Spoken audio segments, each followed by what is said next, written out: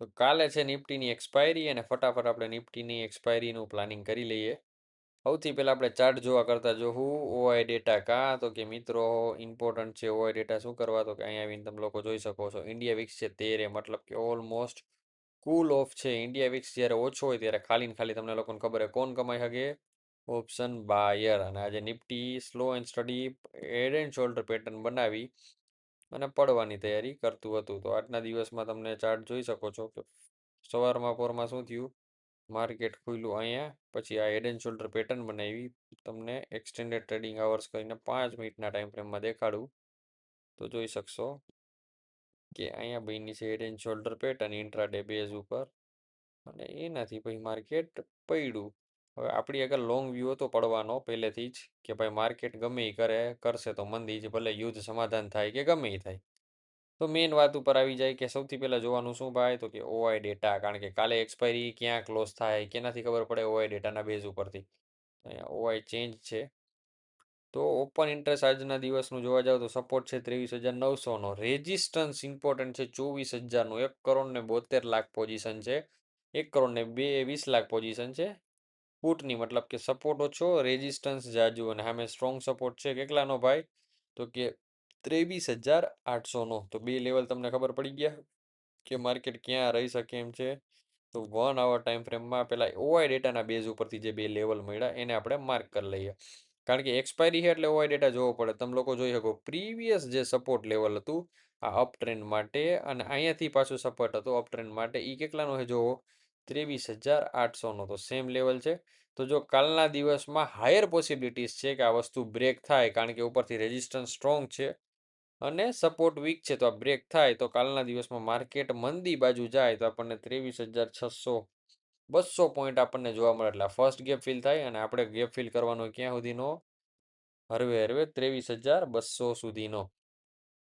તો કાલના દિવસનું એનાલિસિસ આપણું ઇઝી કરી નાખીએ આપણને જે મળે એ મળી શકે છે આપણને શોર્ટ પોઝિશન ક્રિએટ કરતા એ છે અહીંયાનું અને એમાં એસએલ રાખવાનો ઓલમોસ્ટ 100 પોઈન્ટનો મતલબ કે 23,900નો. 800 બ્રેક થાય 15 મિનિટની એક લાલ કેન્ડલ મળે બરાબર છે. જો ડ્રો કરીને પણ દઈ દઉં આવી રીતની ઈ કેન્ડલનો લો બ્રેક થાય ને લાલ કલર મસ્તનો દેખાય એ ભેગી એન્ટ્રી એક્ઝિક્યુટ કરી લેવાની ઇન ટ્રેડ ડાયરેક્ટ એક્ટિવ. હવે ઓવાય ડેટા આજનો શું રીડ કરવા જેવો હતો તો કે આજના દિવસમાં ભાઈ શું થયું હતું તો કે ભાઈ પેલા 12 વાગ્યા સુધીમાં માર્કેટ મુવમેન્ટ એટલી નહોતી આવી ત્યારે શું હતું તો કે ઓવાય ડેટામાં સપોર્ટ હતો 24,000 કેટલી પોઝિશન બની હતી 2.30 કરોડ પોઝિશન હતી.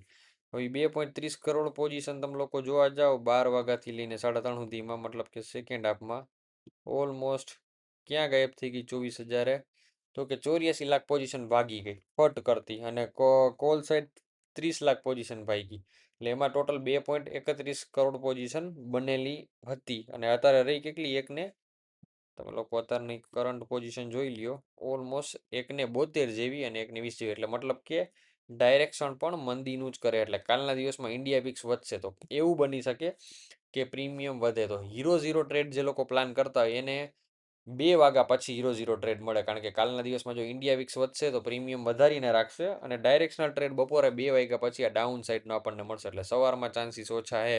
એટલે જે લોકોમાં શાંતિભાઈને બાજુમાં રાખીને બેહવાની તેવડ હોય એ પહેલાં 130 પોઈન્ટ ગોયરા કરી દેજો 940થી લઈને 800 સુધીનો. અને હવે ઓલમોસ્ટ અહીંયા 24,000ને એઝ અ રેઝિસ્ટન્સ તરીકે આપણે રેડ લાઇન ડ્રો કરી લઈએ. આ વાત થઈ ગઈ નિફ્ટીની ટૂંકીને ટચ. ડાયરેક્ટલી ફોલો કરી લેજો નીચે આપણું ટેલિગ્રામ ચેનલ છે જેને જ્યાં આપણે લાઈવ માર્કેટમાં અપડેટ એક આપી દેશું કે ભાઈ આવી રીતનો ચાર્ટ છે ને આવી રીતે તમે લોકો ટ્રેડ પ્લાન કરી શકો છો. સો બેંક નિફ્ટીની આપણે વાત કરીએ. બેંક નિફ્ટીમાં આપણે કંઈ સ્ટ્રક્ચર ડ્રો કરી દીધું હતું ત્યારબાદ શું થયું કે હેડ એન્ડ શોલ્ડર બનાવી હેડ એન્ડ શોલ્ડરનું બ્રેકઆઉટ ન થયું ફેક બ્રેકઆઉટ થયું. ફેક બ્રેકઆઉટ બાદ આ માર્કેટ નીચે ખાપ્યું હતું જૂનું કરી દો ડિલીટ અને આમાં એ ફેક બ્રેકઆઉટ જરૂરી હતું પબ્લિકને ટ્રેપ કરવા માટે જે હતો બુલ ટ્રેપ.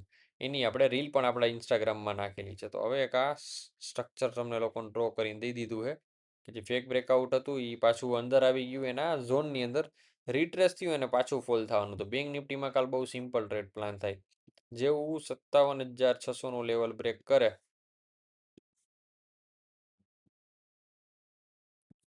57,600 બ્રેક ડાઉન તો ઓલમોસ્ટ આપણને એક શોર્ટ ટ્રેડ મળી શકે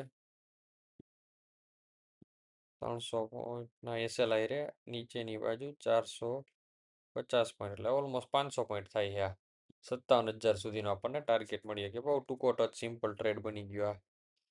સો સેન્સેક્સ માટે આપણે અલગથી જે એક્સપાયરી આવે ત્યારે વિડીયો બનાવી દેવું. બુધવારના દિવસે ગુરુવારે એક્સપાયરીનો મજા કરી શકો. બસ ટૂંકું ને ટચ બે વસ્તુની વાત કરી દીધી. મળીએ નેક્સ્ટ વિડીયોમાં. જય હિન્દ જય ભારત.